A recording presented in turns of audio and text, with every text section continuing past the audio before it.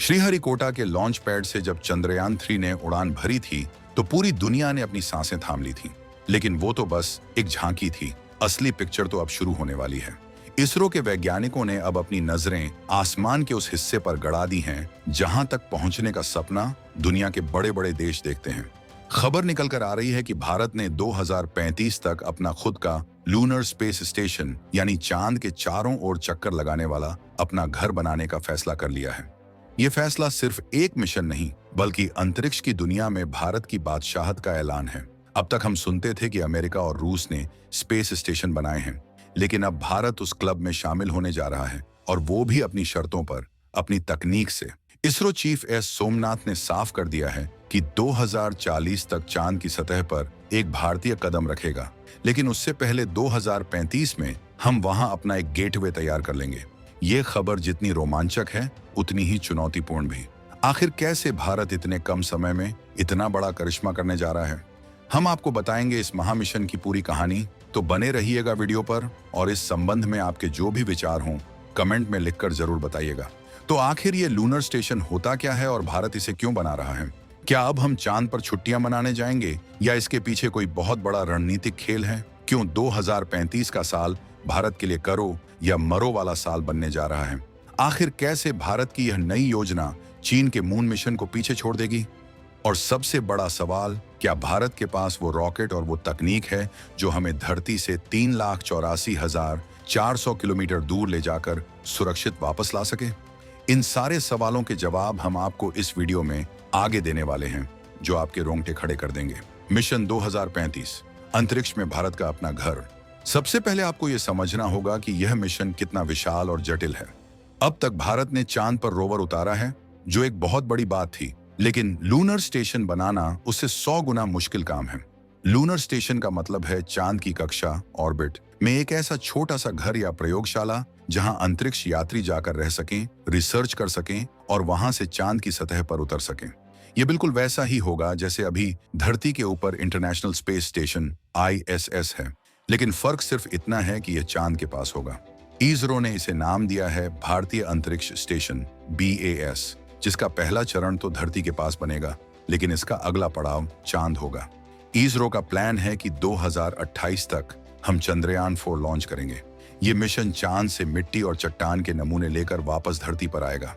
ये दुनिया को दिखाने के लिए होगा कि देखो, हम सिर्फ जा नहीं सकते, हम वहां से चीज लेकर वापस भी आ सकते हैं, और यही तकनीक इंसान को वापस लाने में काम आएगी।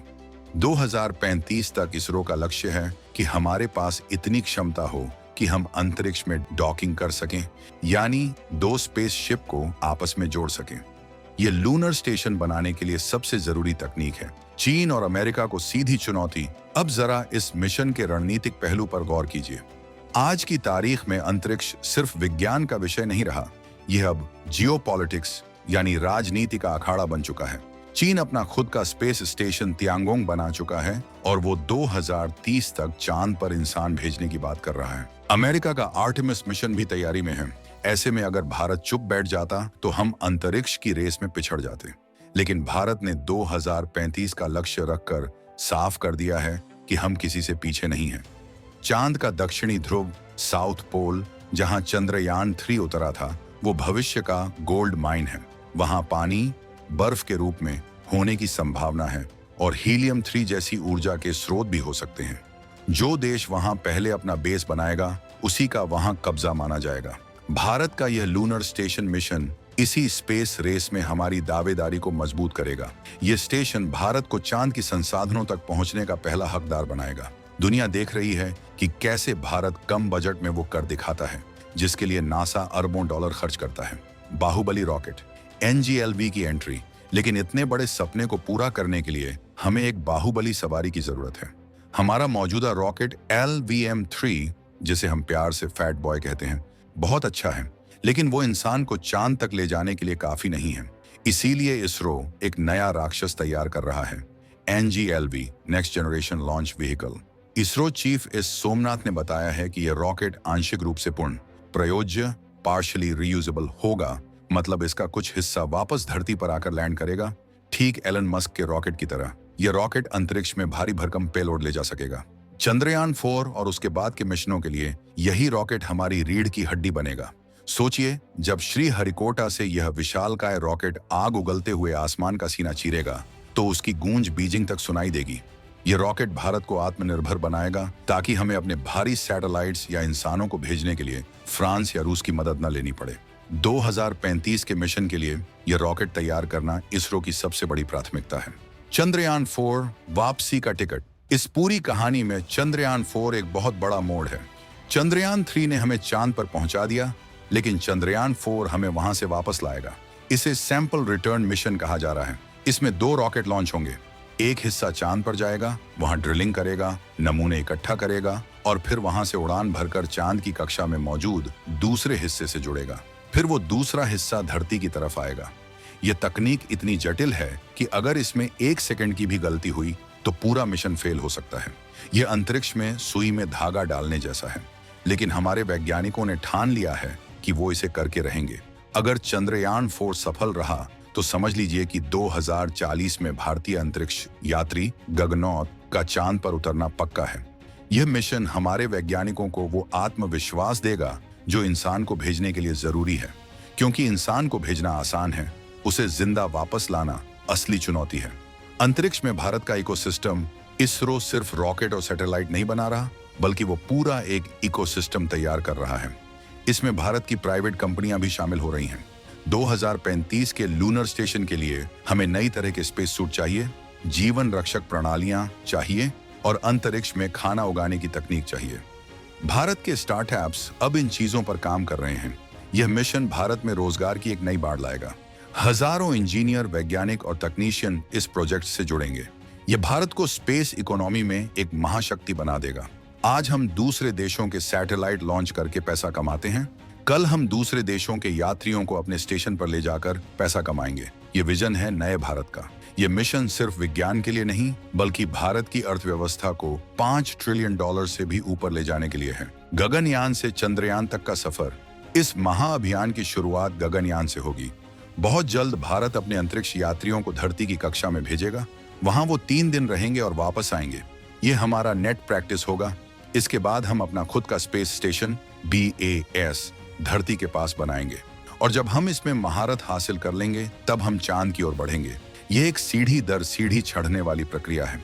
इसरो कोई जल्दबाजी नहीं कर रहा, वो हर कदम फूंक फूंक कर रख रहा है, क्योंकि अंतरिक्ष में गलती की कोई गुंजाइश नहीं होती। 2035 तक का रोड मैप बिल्कुल साफ है। पहले गगनयान, फिर भारतीय अंतरिक्ष स्टेशन, फिर चंद्रयान 4 और अंत में लूनर स्टेशन और मून लैंडिंग। यह 1 दशक का वो सफर है जो भारत को हमेशा के लिए बदल देगा। हमारे बच्चे जब आसमान की तरफ देखेंगे तो वो सिर्फ चंदा मामा नहीं, बल्कि वहां मौजूद भारत के तिरंगे को महसूस करेंगे। दुनिया की नजर में बदलता भारत। इस ऐलान के बाद से वैश्विक मंच पर भारत का कद और बढ़ गया है। नासा के प्रशासक भी अब इसरो के साथ मिलकर काम करने को उत्सुक हैं। रूस, जो कभी स्पेस का बॉस था, आज भारत को एक बराबर के साझेदार के रूप में देख रहा है। और चीन अपनी चालें चल रहा है, लेकिन उसे पता है कि भारत अब वो पुराना भारत नहीं है जिसे डराया या दबाया जा सके। भारत की स्पेस डिप्लोमेसी अब दुनिया को राह दिखा रही है। हम अंतरिक्ष को हथियार बनाने में नहीं, बल्कि मानव कल्याण में विश्वास रखते हैं। लेकिन साथ ही हम अपनी सुरक्षा के लिए अंतरिक्ष में अपनी आंखें और कान भी मजबूत कर रहे हैं। लूनर स्टेशन हमें अंतरिक्ष में हो रही हर हलचल पर नजर रखने की ताकत देगा। यह स्ट्रेटेजिक रूप से उतना ही महत्वपूर्ण है जितना कि सीमा पर तैनात फौजी।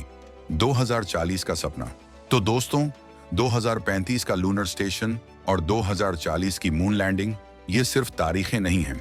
ये भारत के भविष्य का वो वादा है जिसे पूरा करने के लिए हमारे वैज्ञानिक दिन रात एक कर रहे हैं। जब 2040 में कोई भारतीय चांद की मिट्टी पर उतरेगा और वहां से कहेगा जय हिंद, तो वो पल हर भारतीय के लिए गर्व का सबसे बड़ा पल होगा। यह यात्रा आसान नहीं होगी। इसमें चुनौतियां आएंगी, असफलताएं भी मिल सकती हैं, लेकिन इसरो का इतिहास गवाह है कि हम गिरकर उठना जानते हैं और उठकर दौड़ना जानते हैं। चंद्रयान 2 की विफलता ने ही चंद्रयान 3 की सफलता की नींव रखी थी। अब चंद्रयान 4 और लूनर स्टेशन भारत को उस मुकाम पर ले जाएंगे जहां आज तक कोई एशियाई देश उस शान से नहीं पहुंच पाया है। आपको क्या लगता है, क्या भारत 2036 तक अपना लूनर स्टेशन बनाने में सफल होगा?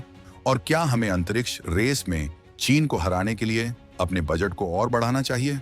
अपनी राय नीचे कमेंट्स में पूरे जोश के साथ लिखिएगा, क्योंकि आपका समर्थन ही हमारे वैज्ञानिकों की असली ताकत है। और अगर आपको भारत के इस अंतरिक्ष महाअभियान पर गर्व है, तो इस वीडियो को लाइक करें और इतना शेयर करें कि दुनिया के हर कोने तक भारत की यह हुंकार पहुंच जाए।